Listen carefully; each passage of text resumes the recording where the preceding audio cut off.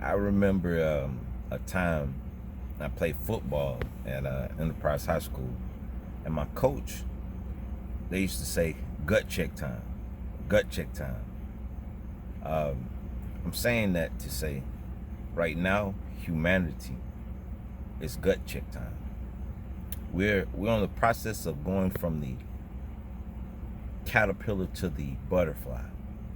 And right now, all of this stuff that we're experiencing is basically us being in the cocoon. But I want to say gut check to humanity because I want to have a challenge for the human beings on planet Earth.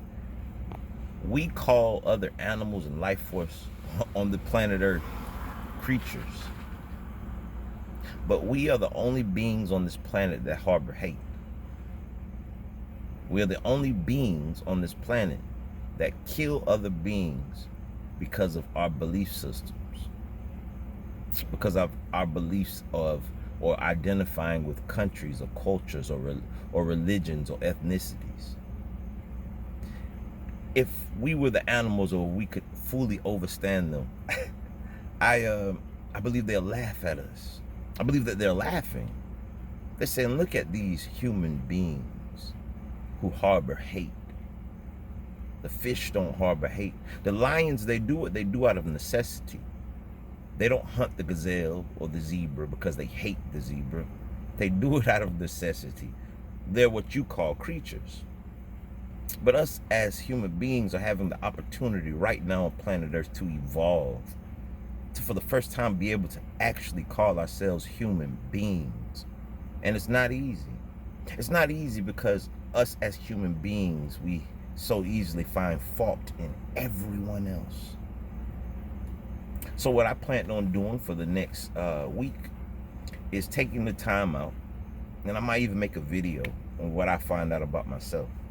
And I'm going to dive into myself and find what prejudice do I harbor? What sick ideologies do I have in my head that no longer serve me? Because I can't control what happens to the entire planet. I can't control what happens tomorrow. But what I do have control over is my actions. So gut check time to human beings of all ethnic groups. Anything that describes themselves as human beings, right? I dare you to forget what's happening in the media, forget what's happening outside of your door, forget what you just thought about 30 seconds ago. Look yourself in the mirror. If you have to go in the restroom and look yourself in the mirror and say, like I'm saying now, Trey Michael, what inside of you needs to change? And if we as human beings do this, because everything that you're seeing is going on, I know it's so easy to say these are rich people or the cabal or anarchists or whatever you choose to say, white supremacists or whatever. It's easy to point fingers at everybody. It's the rich guy, it's the Soros, it's whoever. We don't even really know what's going on out there. It's called television because it tells lies to your vision. We don't know.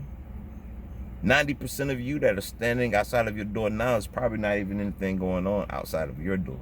But we watch the screen and it tells us who we are. I'm saying this to humanity because I believe that everything that is occurring, this madness, I don't believe it's coming from humans. I believe it's God as a wake-up call to humanity. I've been saying this for a long time. We have to look inside of our own selves. And if everybody did it right now, this is the craziest part. If everybody did it right now, if they walked into their houses and said, I'm going to stay up all night long finding out what's wrong with me and only me, you have so many things written down on a piece of paper that it will take you personally and take me personally thousands of years to ever address the first quarter of our personal issues. We have so much to work on ourselves that we would never have time to hold our heads up to blame anyone. And the day that we choose to do that, I believe that's the day that we will come out of our cocoon and we will become the beautiful butterfly. And I know that might sound cliche, and it might sound whatever. I'm speaking from my heart.